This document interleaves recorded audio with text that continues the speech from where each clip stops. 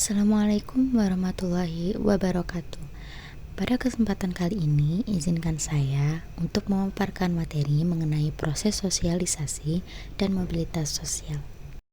Nah, memasuki materi yang pertama yaitu proses sosialisasi.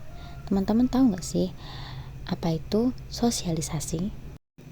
Jadi, sosialisasi ini adalah suatu proses yang memungkinkan seseorang belajar tentang sikap, nilai, atau tindakan yang dianggap tepat oleh suatu masyarakat atau oleh satu kebudayaan tertentu.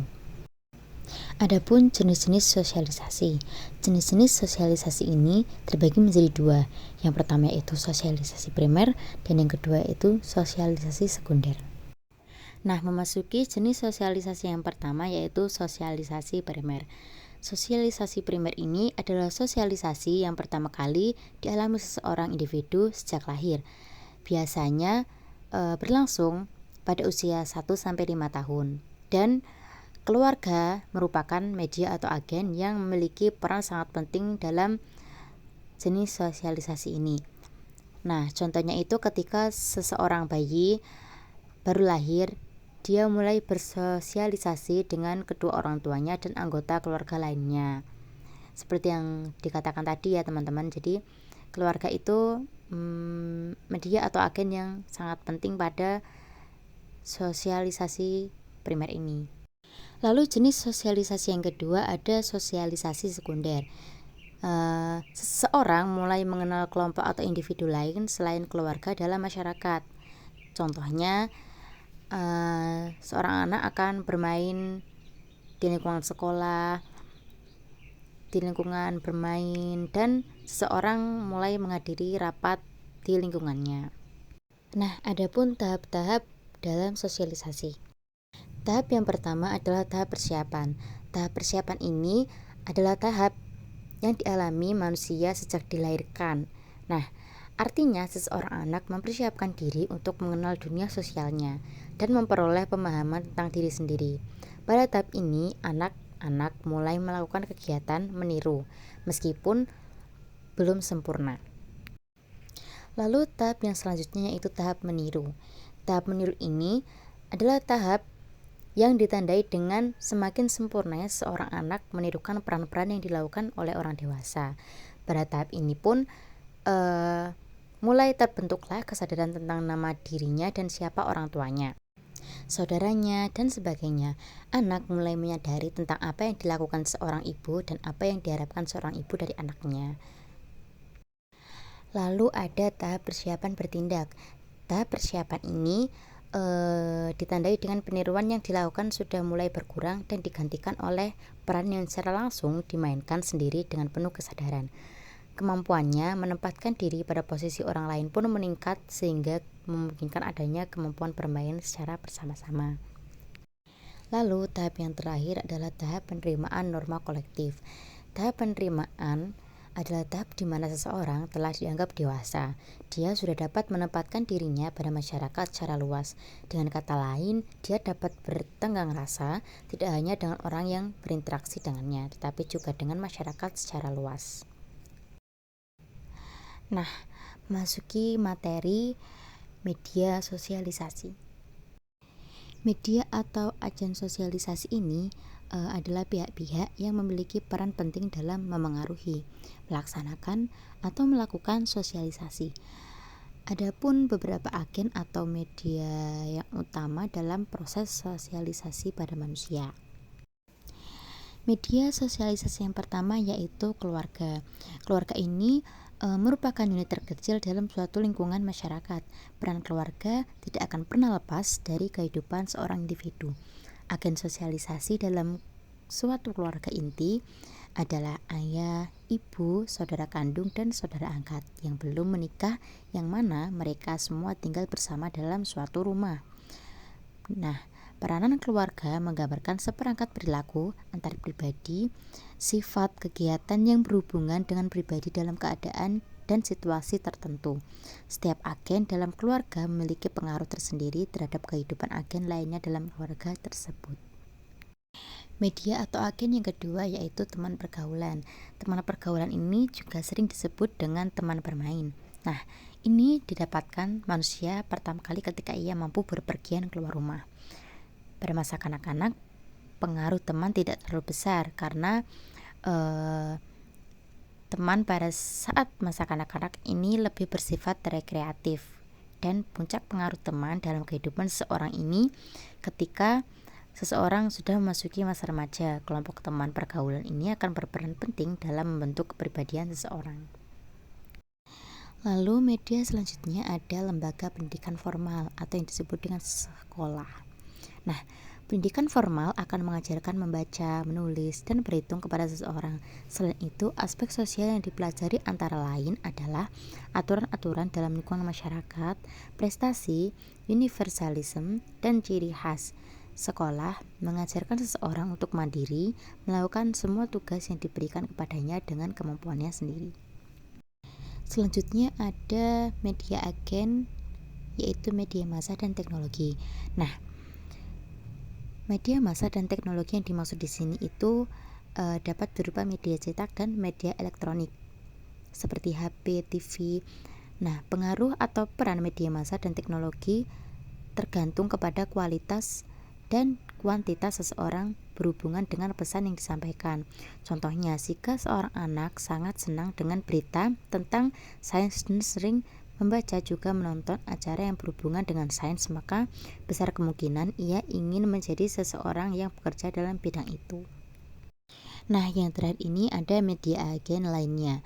Agen lain yang dapat menjadi media dalam proses sosialisasi, contohnya itu adalah institusi agama, organisasi, lingkungan pekerjaan, tetangga, dan lainnya. Agen lain ini akan memiliki pengaruh kecil terhadap kepribadian seseorang juga. Nah, adapun tujuan pada sosialisasi ini yaitu untuk membantu individu mengetahui identitas dirinya baik secara fisik maupun mental, lalu memberikan keterampilan yang dibutuhkan suatu individu dalam kehidupannya di tengah masyarakat, menanamkan nilai dan kepercayaan pokok yang telah ada di masyarakat, mengembangkan kemampuan suatu individu agar dapat berkomunikasi secara efektif, dan mengajarkan cara introspeksi diri yang tepat agar ia dapat mengembangkan fungsi organiknya. Nah, selain tujuan ada pula fungsi sosialisasi. Dari sisi individu, sosialisasi berfungsi sebagai sarana pengenalan, pengakuan, dan penyesuaian diri terhadap nilai-nilai, norma-norma, dan struktur sosial. Dengan cara begitu, seseorang menjadi warga masyarakat yang baik. Lalu dari sisi masyarakat, sosialisasi berfungsi sebagai sarana pelestarian, penyebarluasan, dan pewarisan nilai-nilai serta norma-norma sosial. Dengan demikian, nilai dan norma tetap terpelihara dari generasi ke generasi dalam masyarakat yang bersangkutan. Lalu kita masuk pada materi mobilitas sosial. Sebelumnya teman-teman ada yang tahu nggak sih pengertian mobilitas sosial ini apa? Nah, mobilitas sosial ini memiliki arti yaitu perpindahan posisi seseorang atau sekelompok orang dari lapisan yang satu ke dalam lapisan yang lain. Adapun bentuk-bentuk pada mobilitas sosial. Dilihat dari arah gerakannya, terdapat dua bentuk mobilitas sosial, yaitu mobilitas vertikal dan mobilitas horizontal. Mobilitas vertikal ini adalah perpindahan status sosial yang dialami seseorang atau sekelompok orang pada lapisan sosial yang berbeda. Mobilitas vertikal mempunyai dua bentuk yang utama, yaitu mobilitas vertikal ke atas dan mobilitas vertikal ke bawah. Mobilitas vertikal ke atas adalah mobilitas yang terjadi karena adanya peningkatan status atau kedudukan seseorang. Adapun penyebabnya adalah peningkatan prestasi kerja dan menggantikan kedudukan yang kosong akibat adanya proses peralihan generasi. Nah, lalu adapun mobilitas vertikal ke bawah, ini merupakan proses penurunan status atau kedudukan seseorang. Penurunan itu berupa turunnya kedudukan seseorang ke kedudukan lebih rendah atau tidak dihargainya lagi suatu kedudukan sebagai lapisan sosial. Penyebabnya adalah berhalangan tetap atau sementara memasuki masa pensiun, berbuat kesalahan fatal yang menyebabkan diturunkan atau dipecat dari jabatannya. Lalu mobilitas yang terakhir itu mobilitas horizontal. Ini adalah perpindahan status sosial seseorang atau sekelompok orang dalam lapisan sosial yang sama. Contohnya itu seperti seorang manajer itu dari perusahaan A pindah ke perusahaan B, tapi kedudukannya tetap sama, yaitu sebagai seorang manajer. Lalu ada pun faktor-faktor mobilitas sosial. Faktor-faktor ini terbagi menjadi dua, yaitu faktor pendorong dan faktor penghambat. Nah, masuk pada faktor-faktor pendorong mobilitas sosial, yang pertama itu ada kependudukan. Jadi semakin pada jumlah penduduk, maka semakin berkurangnya lahan pekerjaan dan pemukiman, sehingga hal ini yang mengakibatkan seseorang berpindah tempat ke tempat lain untuk mencari pekerjaan dan pemukiman.